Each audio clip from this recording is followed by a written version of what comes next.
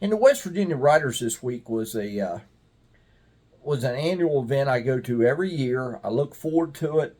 I go there. I renew old friendships. I make new friends. I made some more new friends this week. But I greatly enjoy the whole conference. It's a small town setting. It's not real formal, and all that stuff means a lot to me. And I just got back from there this morning, my wife and I. The drive to Cedar Lakes is really beautiful. I mean, it goes through a country setting. It's in the treetops. It's beautiful, and you drive through there. I really enjoy the trip down there every year. It's a beautiful drive, and I'll show you a little bit of it. But it's just out in the country. It's actually on a road called FFA Drive, so it's fascinating. You ever get a chance to Ripley, I'll stop in there. It's a beautiful place. They got a nice little they call it the Holt Lodge, and it's well worth stopping in. It's worth your time. You're ever in that area, and you want to stay overnight, I'd recommend it highly. It's not a 5-star hotel, but it's a nice place, and scenery's beautiful, and it'd be well worth your time to stop, and I recommend it highly.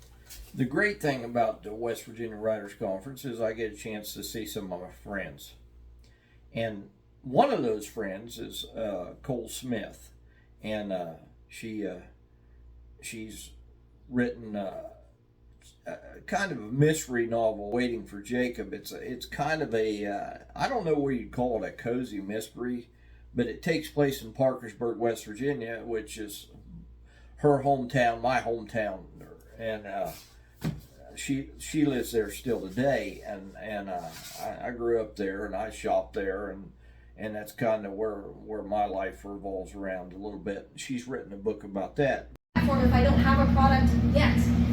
And so I decided I would try to build my website and my online presence at the same time I was trying to build a book, and it was intense. But it's also kind of like being a teenager again, where you're just like trying things and figuring it out, and it makes you feel alive and also exhausted, and you had cereal for supper sometimes. So I don't like necessarily recommend doing it that way. Cereal supper like last week. I know, I still do it whenever I can. But so I decided. Now, how many of you know that as creative people, we are not always necessarily very good at selling ourselves? Mm-hmm. How many of you would rather, I don't know, like have lead fillings put in your teeth than ask someone to pay you for a book or something?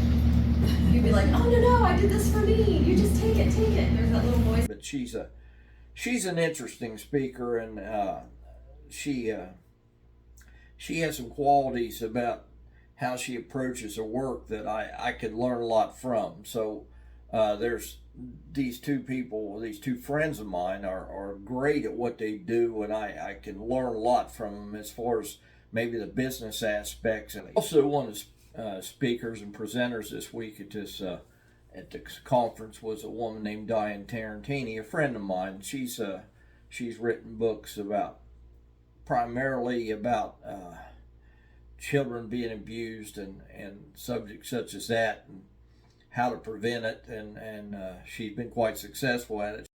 And we're like, who is the most at-risk child population in any given state, do you think? West Virginia. Foster kids. She found the funding to create 7,000 love packs. So I think on the very first round of packing love packs, we're there doing like 100. I'm opening the boxes from the big 5 publisher of like Mr. Snuffleupagus and his emotion difficulties. And I'm like, you know what? My book is every bit as valuable as this one. And it's more valuable because it addresses, it's good for bullies, friends headed down a path, or sexual predators. So foster kids, if they're in a foster home, thank you, Bob, I love you, are 4 times more likely to experience abuse. If they're in a group home, 28 times. 28 times. And so it was good seeing her this week. Diane's husband, by the way, also really enjoyed one of my books I wrote called The Evil Day, which was a real pleasure to me to hear from any reader that really enjoys my books.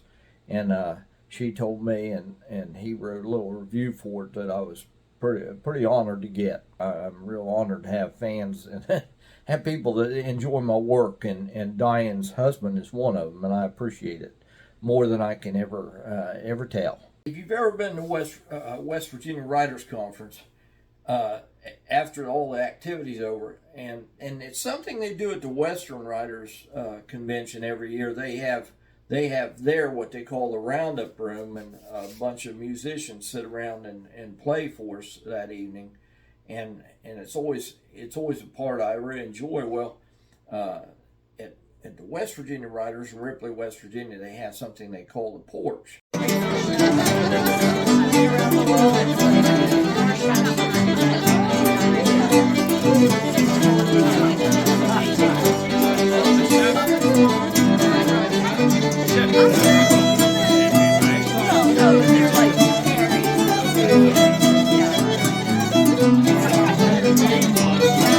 But I want you to see some of the sights and sounds of the West Virginia Writers, because it's an interesting place. Anyway, I'll show you more of this office as I get it done, but I'm kind of moving around here a little bit and filming. I'm excited about getting in here. I've still got a lot of stuff laying up there that I need to get up on the walls, and well, to be quite honest with you, my wife doesn't trust me to put stuff on the walls. She thinks it'll wind up looking unprofessional, is her term for it, and she thinks I'm just happy with just throwing it up there. Hey, there's an empty spot, put a picture there.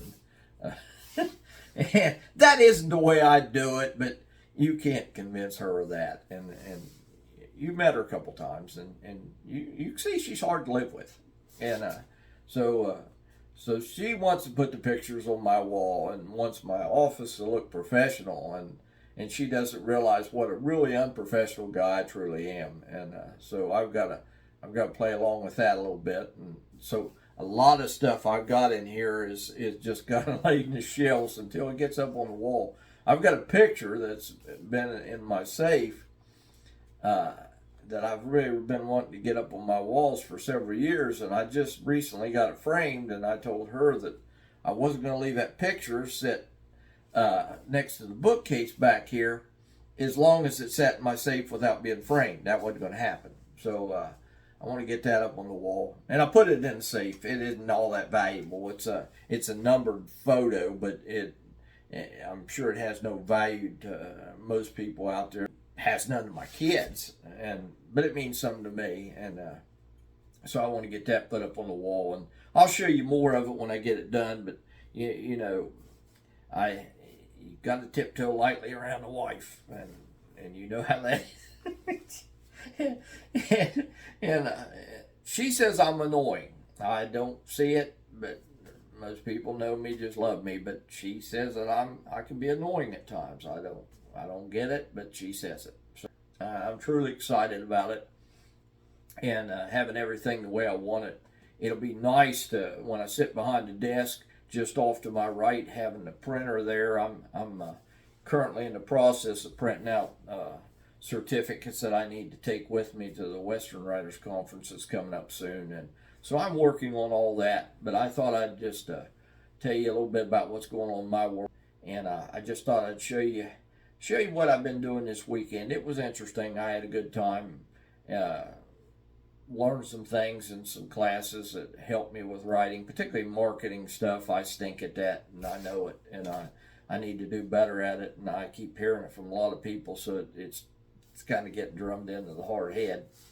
And so there's things I need to do that would help me, and so I'm going to try to take advice and do it. But I got a lot of good advice this week, renewed some friendships, saw some people I hadn't seen in a while and look forward to, and just heard some music, and I really enjoyed myself this weekend, and I'm looking forward to the Western Writers Conference that's coming up soon. So that's what I've got going on. I'll head for the barn now. Thank you very much for stopping in. Bye now.